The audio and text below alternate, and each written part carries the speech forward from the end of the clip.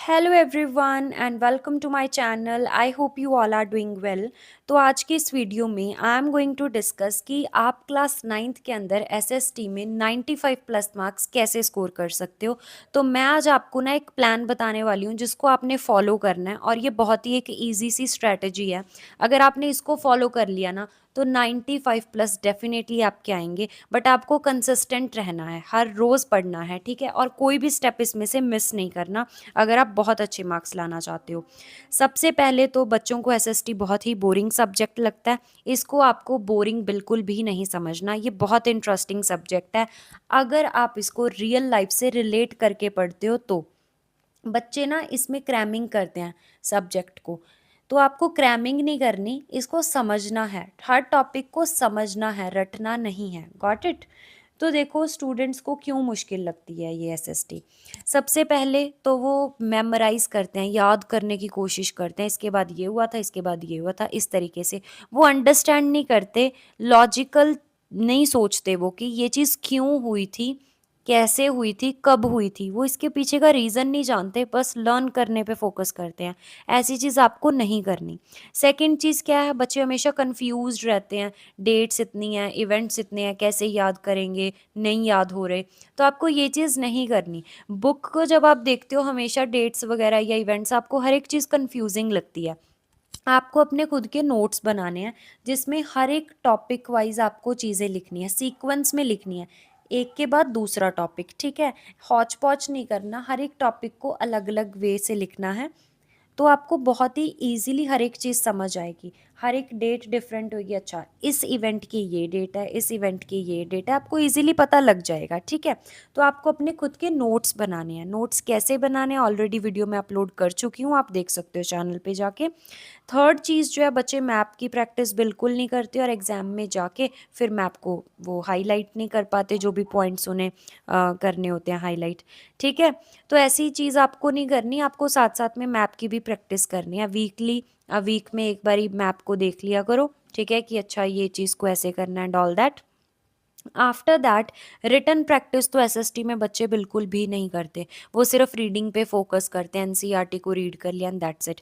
Written practice बहुत ज़रूरी है इस सब्जेक्ट में। जैसे मैथ्स में आप सम सॉल्व करते हो ना, ऐसे ही इसमें बहुत ज़्यादा इंपॉर्टेंट है, क्योंकि आंसर की जो आपकी प्रेजेंटेशन है वो बहुत ज़्यादा मैटर करती है जब मार्क्स देने की बारी आती है, ठीक है। आपने कैसे आंसर लिखा है। एसएसटी में पैराग्राफ्स में आंसर आपको कभी भी नहीं लिखने, हमेशा पॉइंट्स में लिखने हैं। इसके ऊपर भी मैं अलग से वीडियो बना दूंगी, पेपर प्रेजेंटेशन टिप्स के ऊपर। और क्या गलती करते हैं बच्चे, क्वेश्चंस को इग्नोर कर देते हैं जो भी एनसीईआरटी के अंदर होते हैं, ठीक है, और कीवर्ड्स जो मेन पॉइंट्स होते हैं। ऐसा आपको नहीं करना। और ये सारी प्रॉब्लम्स को कैसे फिक्स करना है वो देखो। सबसे पहला जो मेथड है, SEE मेथड फॉर एसएसटी। इसमें क्या है, आपको स्टडी करनी है पर स्मार्ट वे से करनी है। कैसे, आपको चैप्टर रीड करना है। जब चैप्टर रीड कर रहे हो उसमें जो भी इंपॉर्टेंट इवेंट्स हैं, इंपॉर्टेंट डेट्स हैं, उनको हाईलाइट करना है। टीचर भी जब क्लास में चैप्टर को पढ़ाते हैं तो वो क्या करते हैं, बोलते हैं ना कि ये इंपॉर्टेंट है, यहाँ से क्वेश्चन आता है। तो ऐसे इवेंट्स को आपको हाईलाइट करना है बुक में। उसके बाद क्या करना है आपको, 5 से 10 मिनट की, 5 मिनट की तो नहीं, 10-15 मिनट की आपके पास ना क्या होती हैं, एक वीडियोस होती हैं यूट्यूब के ऊपर, ठीक है। वो ओवरव्यू ही होता है चैप्टर का, समरी टाइप होती हैं।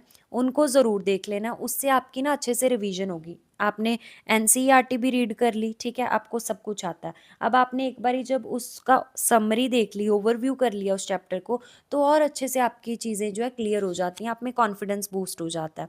और आप जब भी पढ़ रहे हो ना कोई भी चीज़, आपको उसके पीछे का रीज़न जानना है कि ये चीज़ क्यों हुई थी and all that. Express clearly. अब आपको जब आंसर्स लिखने हैं ना, क्लियरली पॉइंट्स के अंदर लिखने हैं, या फ्लो चार्ट्स बना के आंसर दे सकते हो, ठीक है। नेक्स्ट चीज़ क्या आती है, इवेल्युएट वीकली। आपको अपने टेस्ट लेने हैं, कोई भी चैप्टर पढ़ा उसका टेस्ट लेना है। अपने आप से ही टेस्ट ले लो। क्वेश्चंस आपको ऑनलाइन मिल जाएंगे, बहुत सारी वेबसाइट्स हैं, फ्री आपको जो है क्वेश्चंस मिल जाते हैं प्रैक्टिस करने के लिए। वहाँ से क्वेश्चन निकालो, अपना टेस्ट लो, अपने आप को मार्क्स भी अलॉट करने हैं फिर आपने, ठीक है। और जिन टॉपिक्स में आपको दिक्कत आई थी टेस्ट के अंदर, जो टॉपिक्स आपको नहीं समझ आए, मार्क्स आपके कटे हैं, उन टॉपिक्स को दोबारा से रिवाइज करो। तो इस तरीके से आपको करना, और एनसीईआरटी के क्वेश्चंस तो बिल्कुल भी नहीं छोड़ने, वो बहुत इंपॉर्टेंट होते हैं, ठीक है।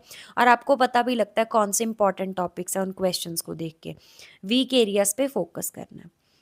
नेक्स्ट है क्या है, 3 बॉक्स नोट सिस्टम। इसमें क्या करना है, आपको एक नोटबुक लेनी है, उसको 3 पार्ट्स में ना डिवाइड कर देना है, 3 हिस्सों में डिवाइड कर देना है। जो फर्स्ट पार्ट होगा उसमें जैसे आपने चैप्टर का नाम लिखा, आपने नोट्स बनाने हैं बेसिकली। इसमें जो भी इंपॉर्टेंट पॉइंट्स हैं, इंपॉर्टेंट इवेंट्स थे, डेट्स थी, ये सारा कुछ आपको यहाँ पे लिखना है, डेफिनेशंस वगैरह, ठीक है। सेकेंड पार्ट में क्या करना है, चैप्टर का नाम देना है चैप्टर 1। उस चैप्टर में जो भी आपको लग रहा है कि हाँ ये इंपॉर्टेंट इवेंट था या ये इंपॉर्टेंट टॉपिक है, उसका ना फ्लो चार्ट बना लो। फ्लो चार्ट से क्या होता है ना, दिमाग में जल्दी से जो है ना टॉपिक चला जाता है, अच्छे से आपको याद रहता है वो टॉपिक, ठीक है। डायग्राम्स वैसे तो होती नहीं है एसएसटी के अंदर, पिक्चर बेस्ड क्वेश्चंस ही आते हैं। पिक्चर बेस्ड क्वेश्चन के लिए आप ना पिक्चर्स को अच्छे से देखा करो एसएसटी के अंदर, ठीक है। बोर्ड में भी पिक्चर बेस्ड क्वेश्चंस आ जाते हैं एमसीक्यू के अंदर। उसके बाद अगर मैप वर्क है उस पर्टिकुलर चैप्टर का, तो आपने मैप वर्क भी उस सेकंड पार्ट के अंदर लिख लेना है। थर्ड पार्ट में क्या करना है, सेम चैप्टर का नाम लिखा, उस चैप्टर के जो भी 3 और 5 मार्क्स के जो भी इंपॉर्टेंट क्वेश्चंस हैं उनको लिखना है। इससे क्या आपको पता लगेगा कि कौन से इंपॉर्टेंट टॉपिक्स हैं, जो इम्पॉर्टेंट क्वेश्चंस हैं वो किन टॉपिक्स से आते हैं, आपको उन टॉपिक्स के बारे में पता लगेगा, ठीक है। ताकि आप उन टॉपिक्स को अच्छे से रिवाइज कर पाओ, एक्स्ट्रा रिवीजन करो उन टॉपिक्स की। और ना यहाँ पे आप एग्जाम्पल डाल के, जैसे एग्जाम्पल डाल ली, कोई भी क्वेश्चन लिखा, उसका आंसर लिखो साथ में, आपको पता लग जाएगा कि आंसर को कैसे पेपर में प्रेजेंट करना है, ठीक है। तो ये बहुत इंपॉर्टेंट चीज़ है, इसको ज़रूर फॉलो करना। Next is weekly SST study plan. अब आपको ना वीकली कैसे आपका स्टडी प्लान बनाना है एसएसटी का, तो ये एग्जाम्पल है, आप अपने अकॉर्डिंग कोई भी डे जो है जैसे भी आपको ठीक लगता है बना सकते हो। This is example. देखो जैसे मंडे को आपने कोई भी एक चैप्टर रीड किया, उस चैप्टर में जो भी इम्पॉर्टेंट चीज़ें उनको हाईलाइट कर ली मंडे को।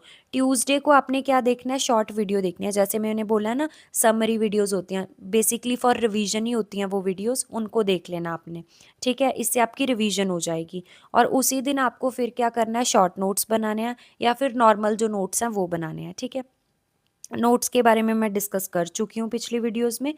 और वेंसडे को आपको क्या करना है, जो आपने चैप्टर पढ़ा है, जिसके नोट्स बनाए हैं, अब इस पर्टिकुलर चैप्टर के आपको क्वेश्चन प्रैक्टिस करनी है, एनसीईआरटी क्वेश्चंस भी देखने हैं और एक्स्ट्रा क्वेश्चंस की भी प्रैक्टिस करनी है, ठीक है। आंसर लिखने की प्रैक्टिस ज़रूर किया करो कि कैसे आप अपना आंसर रिप्रेजेंट कर रहे हो।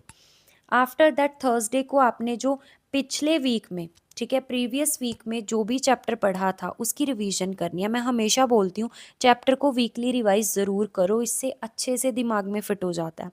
तो पिछले वीक जो चैप्टर पढ़ा था उसकी रिवीजन करो। आफ्टर दैट फ्राइडे को आपका होगा टेस्ट डे।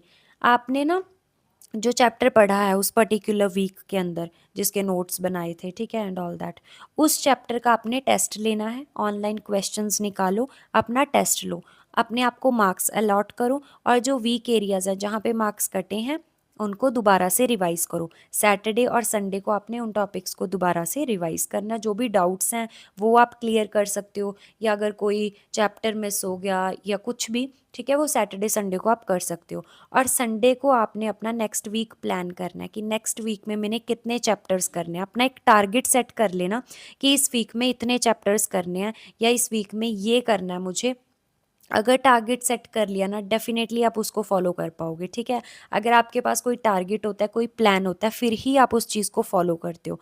तो अपने लिए एक टारगेट रखा करो कि इस वीक में मैंने ये टॉपिक्स को पढ़ना है या ये चैप्टर्स को पढ़ना है। नेक्स्ट जो है हमारे पास मैप प्रैक्टिस। मैप की प्रैक्टिस ज़रूर करनी है, रोज़ करने के लिए मैं नहीं बोल रही, आपको वीकली करनी है, ठीक है।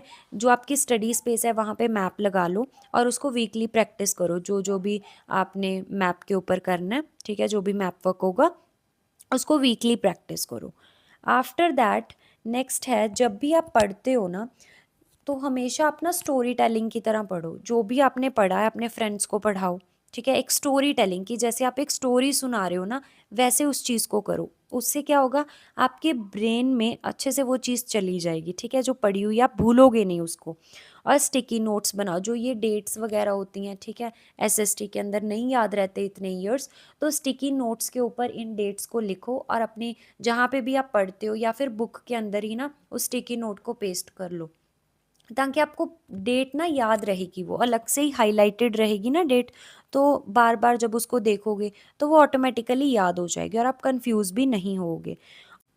Next is voice record yourself. अब आपको क्या करना है, जब आपने अच्छे से चैप्टर पढ़ लिया, टेस्ट भी ले लिया अपना, ठीक है, आपको कॉन्फिडेंस आ गया आपके अंदर कि हाँ मुझे सारा चैप्टर आता है, तो आपने क्या करना है, अपनी वॉइस रिकॉर्ड करनी है, अपने आप को उस चैप्टर को समझाओ, ठीक है, बाद में उसी वॉइस रिकॉर्डिंग को सुनो। इससे आपकी डबल रिवीजन हो जाएगी। एक तो आप खुद समझा रहे हो, तो ऑब्वियस सी बात है आपको भी अच्छे से वो चीज़ आ जाएगी, और उस रिकॉर्डिंग को दोबारा से सुनोगे फिर से एक बारी रिवीजन हो जाएगी, ठीक है।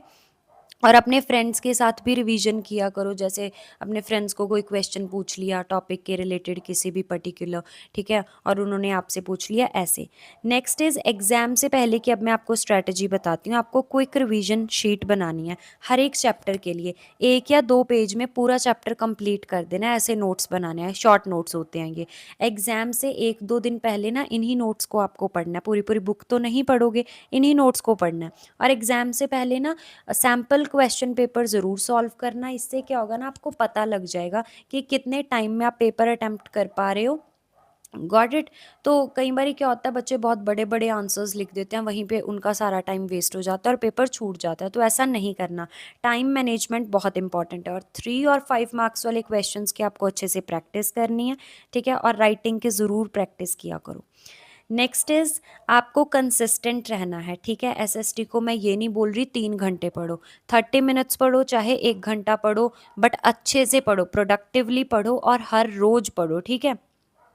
आपको सिर्फ रीडिंग नहीं करनी, राइटिंग की प्रैक्टिस भी करनी है, अंडरस्टैंड करना है जो भी आप टॉपिक पढ़ रहे हो, क्रैमिंग नहीं करनी, और अपनी प्रोग्रेस को ज़रूर ट्रैक करो, ये बहुत इंपॉर्टेंट चीज़ है। Got it. और डरना नहीं है बिल्कुल भी, long answer and all that, आपको अपनी तरफ से आंसर बना के लिखना है और हमेशा पॉइंट्स में लिखना है आंसर। सो यही थी जो मैंने बता दी आपको स्ट्रैटेजी, बहुत ही ईजी है फॉलो करनी। करना क्या है, समझो टॉपिक को, राइटिंग प्रैक्टिस करो और रिवाइज करो वीकली, ठीक है। So that was it. ये था बहुत ही ईजी सा प्लान, इसको ज़रूर फॉलो करना, डेफिनेटली आपके बहुत अच्छे मार्क्स आएंगे। एंड चैनल को आप सब्सक्राइब कर सकते हो, ठीक है, अगर आपको और भी हेल्प चाहिए और सब्जेक्ट के रिलेटेड। एंड क्लास 9th आपको अगर मुश्किल लग रही है, so I am here to help you. पूरा साल मैं आपकी हेल्प करूँगी। Do mention in the comments आपको जो भी डाउट्स आ रहे हैं, और चैनल को सब्सक्राइब कर लेना बहुत ही अच्छे अच्छे न्यू वीडियोज़ के लिए। Thank you so much.